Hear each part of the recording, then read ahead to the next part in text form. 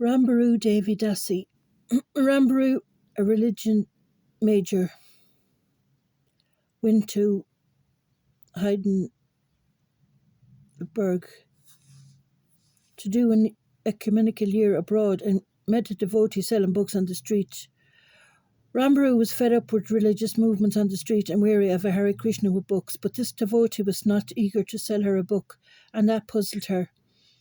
The devotee didn't have the same vibe as the born-again Christians I'd met. She said, "Well, you don't want this book. It's so bad.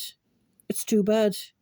I got a book and visited the Heidelberg Temple, where Hans Saduta spent 4 hours answering my list of 100 questions in ways that the university didn't answer, and he told me Prabhupada was coming soon.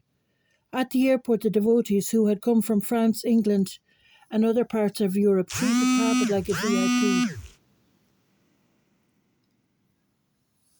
Arrogantly, I thought, if I could get up close to this person, I'll be able to tell if he's genuine.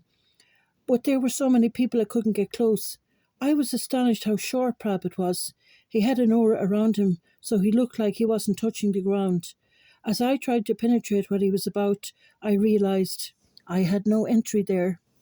Devotees were laughing, crying and screaming. I hid behind a couch with my head sticking up, but that drew more attention. Prabhupada was probably wondering, who is this crazy person behind the couch? When he looked at me, I felt like the sun was pulling the impurities out of a piece of stool. My heart broke, it cracked. It was a feeling that had a sound. I began sobbing. I understood this person is bigger than I could imagine.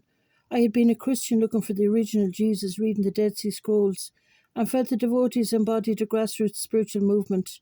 In my humility and brokenness, I joined them. That was a profound moment. After that, my relationship with Prabhupada to my husband. I thought of my service to my husband as the way I connect to Prabhupada. That was a strength, but also a downfall when, after 30 years of having that expectations, I realised it was idealistic to think that anybody else could fill Prabhupada's position. When my life with my husband started falling apart, I was bitter for a while. Sometimes I was angry that my husband wasn't more of an example as a householder, and sometimes I was angry at ISKCON. But I believe that my experiences, marriage, training, cooking, living simply, have helped me. Prabhupada is my guide. When I see another movement or guru, I think, okay, that sounds good, but what are they eating? What are they doing? If I didn't have Prabhupada's teachings, I'd have no checks and balances. His teachings are my practical measure of what's authentic. I went back to school, and the pastoral care I've learned could be useful in Prabhupada's movement. Prabhupada's calling me to care for the devotee community, to selflessly listen to another's heart. My vision is that Prabhupada wants me to nurture the community of devotees by listening, counselling and training others. I came to the movement to do something as a soul, not as a woman.